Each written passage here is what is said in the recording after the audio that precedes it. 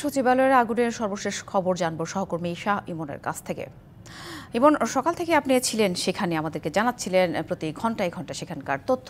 তো এই মুহূর্তে সেখানকার অবস্থা কি, আর আনুষ্ঠানিকভাবে কি আগুন নিয়ন্ত্রণের কোনো ঘোষণা দিয়েছে কিনা ফায়ার সার্ভিস? আগুনের কারণ বা এই ব্যাপারে যে তদন্ত কমিটি, সেটা কতদিনের মধ্যে প্রতিবেদন দিবে, কত সদস্য বিশিষ্ট হবে, এই সব কিছু মিলিয়েই জানাবেন আবারও। সাথে এই মুহূর্তে যদি আপডেট বলতে চাই, সেটি হচ্ছে যে সচিবালয়ের যে ৫ নম্বর গেট রয়েছে, অর্থাৎ প্রেস ক্লাবের দিকে, জাতীয় প্রেস ক্লাবের দিকের যে ৫ নম্বর গেট রয়েছে, শুধুমাত্র সেই গেট দিয়েই সচিবালয়ের যারা কর্মরত স্টাফ রয়েছে, প্রায় কয়েক হাজার স্টাফ, বিভিন্ন ভবনে কর্মরত কর্মকর্তা থেকে শুরু করে বিভিন্ন স্টাফরা আপনি দেখতে পাচ্ছেন যে এই মুহূর্তে বেশ হুড়োহুড়ির সৃষ্টি হয়েছে, কারণ কয়েক হাজার স্টাফ এই ৫ নম্বর গেট দিয়েই শুধুমাত্র প্রবেশের অনুমতি পেয়েছে। 25 বছরের ওয়ারেন্টিযুক্ত দীর্ঘস্থায়ী দরজা প্রোটেক্টর, আধুনিক ও মজবুত দরজা, এবং এই মুহূর্তে তারা প্রবেশ করছে। তো বলতে পারি আমরা এই মুহূর্তে আনুষ্ঠানিকভাবে ফায়ার সার্ভিস কোনো সংবাদ সম্মেলন করে বলেনি যে আগুন নিয়ন্ত্রণে এসেছে, কিন্তু আমরা যা দেখতে পাচ্ছি মোটামুটি বলা যায় যে আগুন মোটামুটি নিয়ন্ত্রণে, এবং আগুনের কোনো ধরনের লেলিহান শিখা বা ধোঁয়া আমরা কিছুক্ষণ ধরে দেখতে পাচ্ছি না। এবং ফায়ার সার্ভিসের কর্মীরাও যে পানি ছিটাচ্ছিল সেটাও বন্ধ হয়েছে। এখন মূলত আইন শৃঙ্খলা বাহিনীর সদস্যরা সচিবালয়ের সবগুলো প্রবেশ পথ বন্ধ করে রেখেছে, শুধুমাত্র ৫ নম্বর গেট দিয়ে সচিবালয়ের স্টাফদের ঢোকার জন্য, প্রবেশ করার জন্য অনুমতি দেওয়া হয়েছে।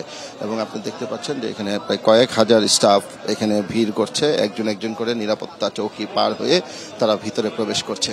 এবং আমরা যারা গণমাধ্যম কর্মী রয়েছি তারাও অপেক্ষমান রয়েছি, হয়তো স্টাফদের প্রবেশের সাথে সাথে আমাদেরও অনুমতি দেওয়া হবে ভিতরে প্রবেশ করার, তখন আমরা হয়তো ভিতরের চিত্রটাও আপনাদের দেখাতে পারবো। কিন্তু বাইরে এই মুহূর্তে যেটি হচ্ছে যে সবগুলো গেটে সেনাবাহিনী সদস্যরা এবং আইন শৃঙ্খলা বাহিনীর সদস্যরা ঘিরে রেখেছে। ভিতরে শুধুমাত্র ফায়ার সার্ভিসের কর্মীরা কাজ করছে এবং ক্ষয়ক্ষতি নিরূপণের চেষ্টা, এবং তদন্তের সাথে যারা সংশ্লিষ্ট তারা ভিতরে মূলত তদন্তের কাজটাও করছে, পাশাপাশি ক্ষয়ক্ষতি নিরূপণের চেষ্টা চলছে। আর পাশাপাশি স্বরাষ্ট্র উপদেষ্টা সহ বিভিন্ন মন্ত্রণালয়ের সচিব এবং বিভিন্ন মন্ত্রণালয়ের উপদেষ্টা তারা প্রবেশ করেছে ১ নম্বর গেট দিয়ে। তারা ভিতরে বৈঠক করছে, আমরা যতটুকু জানতে পেরেছি যে তারা বৈঠকে বসে সিদ্ধান্ত নিচ্ছে যে তদন্ত কমিটি হবে এবং কারা কারা সেই তদন্ত কমিটিতে থাকবে, এবং তদন্ত কমিটির সদস্য সংখ্যা কত হবে এগুলো ব্যাপারে, এবং কিভাবে এই রহস্যজনক অগ্নিকাণ্ডের ঘটনা ঘটলো এগুলো নিয়েও তদন্ত কিভাবে হবে, এগুলো নিয়ে মূলত দফায় দফায় বৈঠক চলছে সচিবালয়ের ভিতরে।